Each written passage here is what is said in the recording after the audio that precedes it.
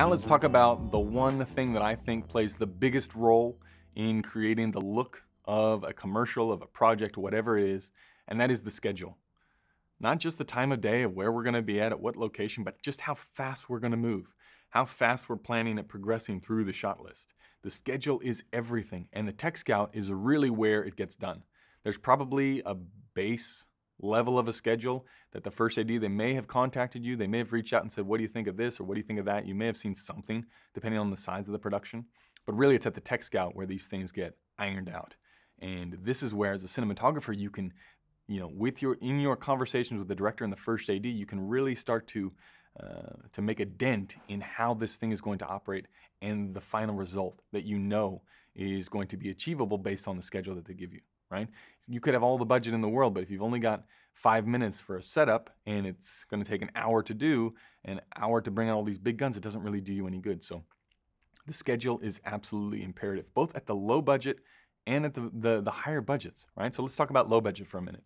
The things that you want to maximize are what is on screen, right? And the way that you can do that at the lower budget is you probably have more time or more flexibility.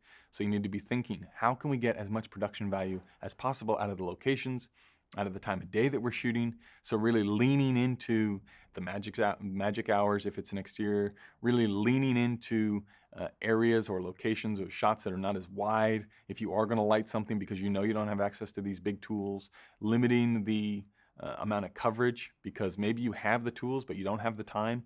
So limiting the coverage, coming up with creative ideas and ways that you can cover a scene, all relates back to schedule, of setting that pace, of understanding how fast your team can move, of understanding the people in your team, how comfortable they feel moving quickly, and also the gear. If you're on bigger budget things, it's not about just having enough gear for one specific setup. If you have the lighting for one specific setup, it's about understanding, well, in order to move as fast as the schedule dictates, do we need to have 2 of everything so that we can be pre-lighting the next scene, so that we can be pre-lighting the next location? Do we have enough people to operate at this schedule, at this pace? And that comes through experience, right? You'll start to gauge and understand exactly how long certain setups take versus other setups. Like you'll start to say, okay, well, let's start with the wide.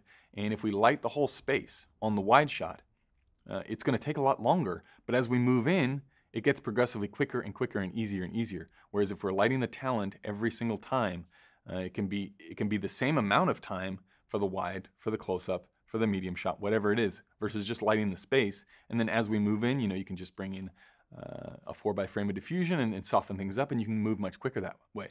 But those conversations, they need to happen so that the first AD knows and the director knows what to expect.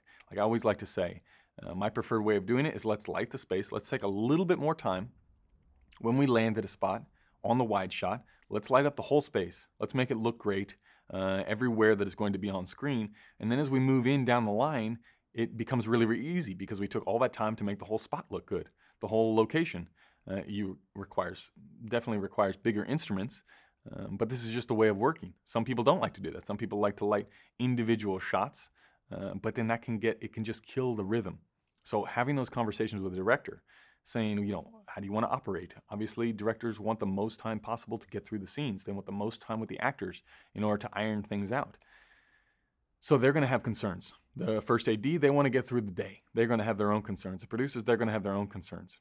So understanding those things and being very explicit when you explain, this is how we're going to do it and this is why we're going to do it. It may seem like at the start, it's taking a lot longer to light, but the changeover from shot 1 to shot 2, if we continue this direction, is going to be really quick, and you can keep the pace and you can keep the momentum and you can keep the flow on set, and directors like that. Some directors prefer that versus the other way. Some directors prefer going quicker and some slower. It's just about having that back and forth communication and planning on the schedule and understanding the schedule at a very nuanced level. What does it mean for every single key?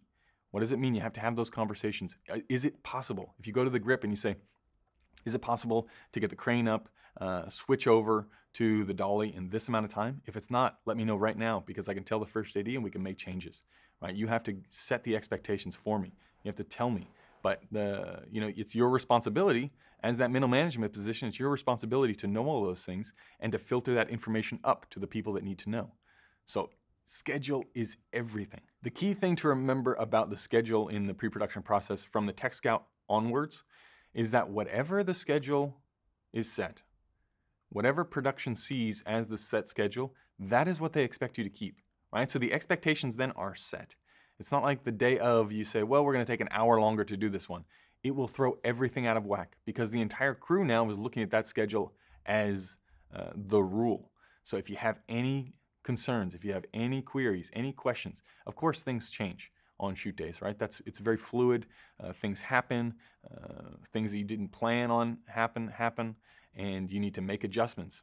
But that schedule is one of really the cornerstones of the commercial film industry, is sticking to that schedule. And as a cinematographer, you can stick to it. If you can beat it, you're going to get a reputation as someone that is true to their word, that can move quickly, and that can get the results that are expected within the given time frame, right? There's nothing that commercial producers hate more than going into overtime. I mean, it happens all the time, but you want to eliminate it from your hands as much as you can.